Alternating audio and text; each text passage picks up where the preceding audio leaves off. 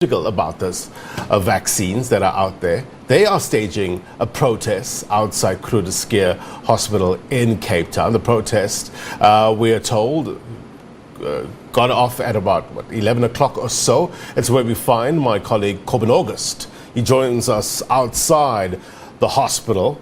Talk to us. Look, we've heard from some young people who are enthusiastic about this vaccine, want to get it, want to get better, want to get to a better place here in South Africa. What's the situation, though, where you are?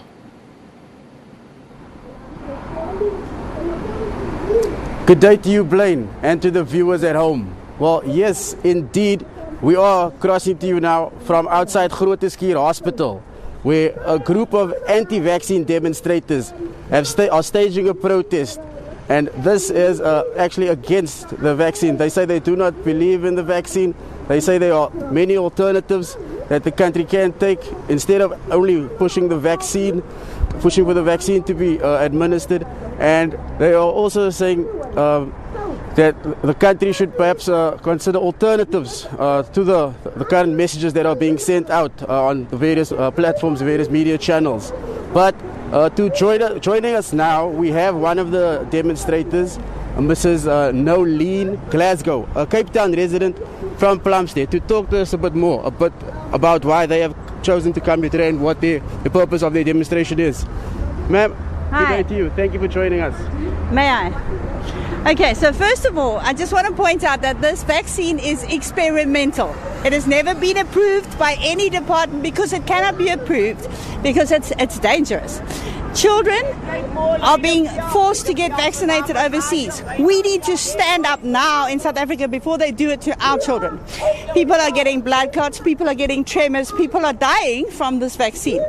The man Bill Gates, who's been running this whole thing from the beginning, he patented the vaccine before there was ever a coronavirus. So he planned this, all right?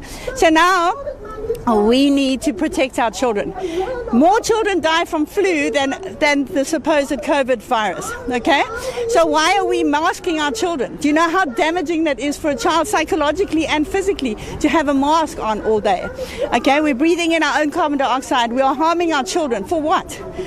There's no danger to the children. Children do not die from this virus, and they've never isolated the virus. They cannot show you the virus. In Canada, they had a court case where the gentleman went to court and said, show me the virus. There is no virus. They're telling you there's a virus so they can inject you with something that they've been planning to inject with us for years. They're planning this. It's depopulation. There's too many people on the planet. Let's give them something that can slowly kill them. It makes you sterile. People countless women have lost their children, have had miscarriages through the vaccine. People that have been vaccinated are now standing up and saying, nobody else should get it. I'm so sorry I took it. Doctors worldwide are standing up and saying something is wrong here. People are coming into our consultancies with all kinds of weird side effects. We don't know how to treat it. There's no protocol to treat this because it's in their genes now. It's mRNA. It's now making spike proteins in their body. They don't know how to fight it. When they stand up and say something, they're silenced. Why are we silencing the doctors that are coming forward to come against this thing? Why are we silencing people? Why is the media taking down any post? Facebook, if you place anything against coronavirus, anything against vaccinations, they take you down. Why? What are they hiding? Why are we doing this to our children? We need to stand up as South Africans. God gave me an immune system. My immune system can fight anything. If you die from the flu, they tell you it's coronavirus. You die from a heart attack, they'll tell you it's coronavirus. The PCR tests themselves have been proved to be fraudulent. You can test a watermelon, it'll come back positive for COVID. Okay, ma'am, when you talk about these cases and you say the tests have been proved to be flawed, and you're saying women have been losing their children because they've been taking vaccines, and doctors, all documented. Do you have proof? Just tell us where can we find this You proof? can go to any SARS website, not SARS, the vaccine adverse, VAER, the adverse effects. There's data everywhere. If you want to, if you're wide awake enough to go and look, there's cases. They have to say 12,000 have died. In America, it's already 12,000 have died from this vaccine. That's just the reported cases. There's way more. Millions have come forward with side effects. Millions. Why are we still forcing this on people? Now, in South Africa, we're not forcing them yet, but overseas they are. So it's coming to us, and we need to stand up as South Africans. Like the president of Tanzania said, no, I'm not going to do that to my people. They killed him. The president of Haiti said, I'm not going to do it to my country. They killed him. So we need to stand up as South Africans. We need Mocheng.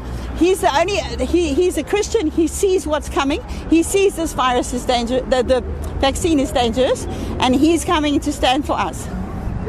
Ma'am, the constant messaging that everyone receives from government is that we have to reach this level of herd immunity, and the only way we can do that is if we administer a certain amount of vaccines, and then the economy will be able to open up, life will be able to get back to more or less the way things were. Are you okay with that? Do you suggest an alternative to that?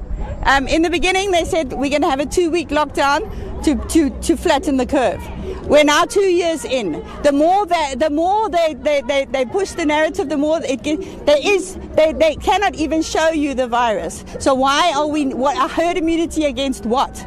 The people that are dying in hospitals are dying from all other kinds of diseases. Suddenly nobody died from the flu this year, but they died from COVID. They're labeling everything as COVID in order to give us these shots. The danger is the vaccine itself. The vaccine is what's killing people and making people sick. So people are now suddenly, the kids were never getting coronavirus. Now that all the teachers have been vaccinated, now the children are getting sick because the teachers are getting sick. It's the vaccine that's the danger. So we need to stand up. If you want to be healthy, you keep your immune system healthy. You eat properly, and you can take vitamins. There's vitamin supplements. People then, when they get ill, they can take vitamins. You're putting something in your body that you don't know what it is. There's not one of these vaccines has a list of ingredients. You don't even know what's going in there. However, they do tell you that it's a gene therapy. They are telling you that it's going to mutate and it's going to create spike proteins.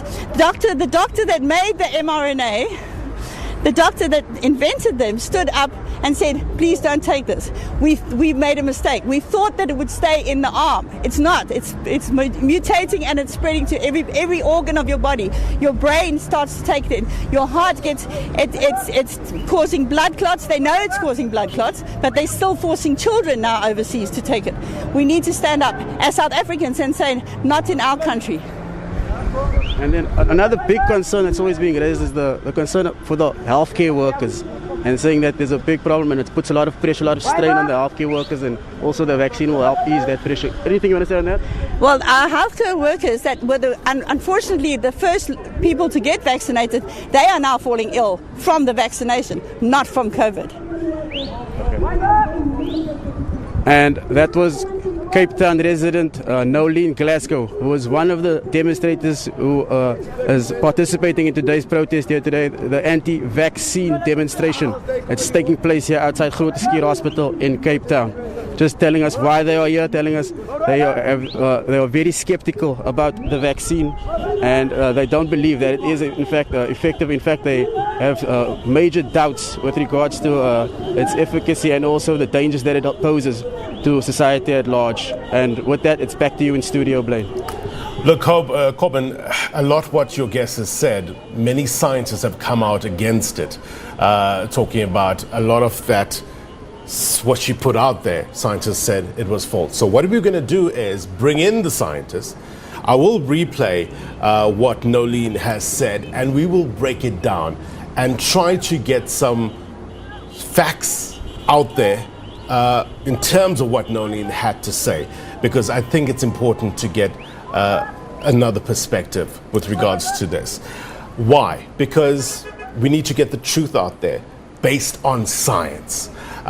We are not disputing in terms of Nolene's concerns around the vaccine. A lot of people here in South Africa have concerns around the vaccine. I think the more we get the facts out there, the more we bring in credible people in order to give us the facts, we as parents, as grandparents, can make better decisions for ourselves and our family. But we thank you very much indeed for bringing Nolene's perspective and the group behind you to the fore. We need to address these issues. Corbin August, thank you very much indeed. Look, we know that masks are not perfect. We know that vaccines aren't perfect. what is perfect? But what is the alternative? What is better than a vaccine at this stage? What plus what equals a better place to be?